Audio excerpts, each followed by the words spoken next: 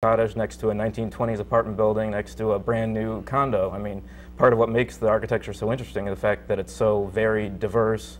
You've got great commercial strips like Milwaukee Avenue, which is incredible. It's my favorite street. Yeah, and I love Milwaukee Avenue. So I mean, it's just the fact that there's so many things going on. It's so dense with interesting stuff. When you walk around, you can walk around your own neighborhood and find something new, right around the corner, little details you never noticed, Not too long ago, a few years ago, it was actually written up by the New York Times Sunday edition, and we were referred to, Wicker Park was referred to as the new indie town USA, if you will, perhaps even, or surpassing even New York's own Greenwich Village in Soho. So, Elaine, you have, I think, a unique perspective, because not only have you done scholarly work in this area, but there are also a lot of personal reflections, I think, given that you are a longtime resident of the Wicker Park community. When Jacob talks about all of the architecture, the changes, flesh that out a little bit. And there's been, there's been a lot of good, but there's also been some tension. And there have also been some times where, just like in many other communities, there have been ebbs and flows. We saw a time where there was a lot of cultural richness and there was a vibrant neighborhood. And then there was a time where there was a lot of disinvestment, and there was a time where there was a lot of crime. And I've even heard of stories, for instance, where there was a period not too long ago, 30, 40 years ago, where people, and this is, mind you, this is all anecdotal information, where people had a hard time insuring their properties because getting loans, and not because of the economic disaster that we're in, but because there was disinvestment, and there was so much crime, and there were so many problems going on that it was just hard to place a value on these properties. Talk about the good, talk about the bad, and tell us what you have seen and what makes Wicker Park so special in your eyes. Wow, have we got enough time for this? We have about 7 minutes. Okay, you just expressed the diversity, and I just want to say that one thing that makes Wicker Park different has been true from the very beginning, and it's what you were talking about. The diversity of big mansions next to small cottages. That's what Wicker Park was always about, and that makes it very unique, because not only were they ethnically mixed on a street, but they were economically mixed on the street. And for most of the neighborhoods in the city of Chicago, that was unusual. So even then you had a unique from the very income beginning. level diversity in terms of where... And the housing stock shows you that. And furthermore, the sometimes bizarre architectural style shows you that much of the architecture reflected the people who lived there. They were their personalities. And many of them were built after the Chicago fire in 1871.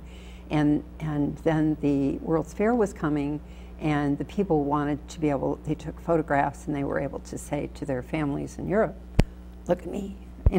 That's really neat. Give us a little perspective about who are some of these groups that that first made it to Wicker Park and then built it as we know it today.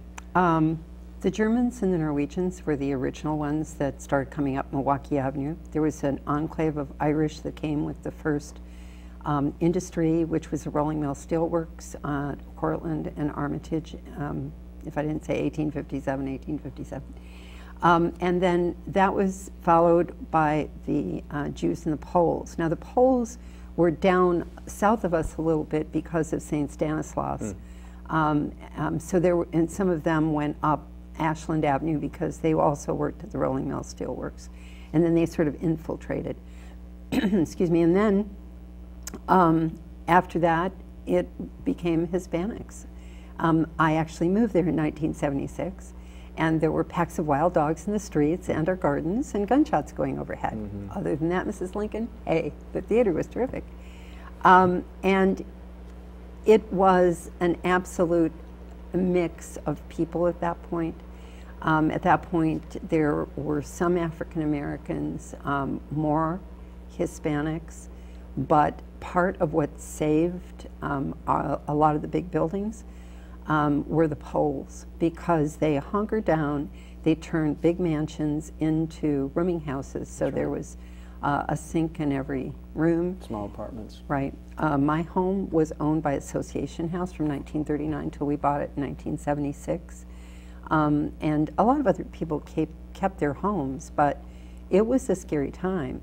And we are actually in about the 4th period of development. So it started, you know, in the 1800s, went on to about the time of my book, which was 1929, 1930. And then we were highly impacted by the Prohibition. That really made a big change, because after all, So Hoyne, it hurt the economy. Absolutely. Well, we had a lot of brewers. And Hoyne at Pierce, it was known as Beer Baron Row. So we had Uline from Schlitz, the Legners, a whole bunch of different brewers lived there. And when the Prohibition hit by 1924, a lot of those huge mansions were torn down. And to this day, at the corner of Pierce and Hoyne, there are 2 very large buildings on the southeast corner. And they were the first instances of many units in a building going lot line to lot line. Excuse me. So that, then we went through the period of the decline of the community by the 1970s. So from about 30 until 73, 75 was the second period. And then a lot of people came in. We actually, the gay community helped save the Wicker Park area. They moved, a lot of them moved in along Caton and Levitt, and some other people moved elsewhere, but they helped start that change that has blossomed into what it is now. So gradually, I mean, the corner of Milwaukee, Damon, and North was a pure horror, and you didn't want to walk there. Completely different from what it is filthy. From what it is today. Oh, filthy! And you would almost see no one. There were a couple of restaurants that were there, but it was really scary.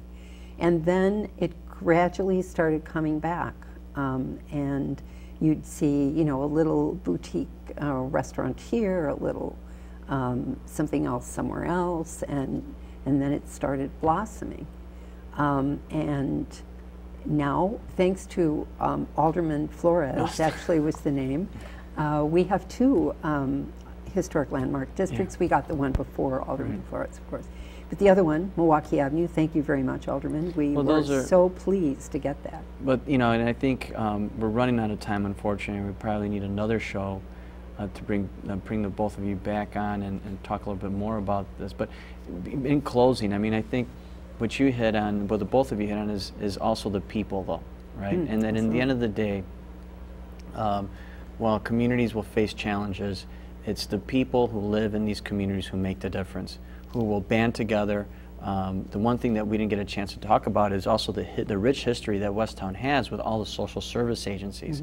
You brought up Association House, but you know the entire Hull House movement was also part of, had an impact in Westtown. Erie Neighborhood House, North Avenue Day, and many others. So unfortunately we have run out of time, but I really wanted to thank the both of you.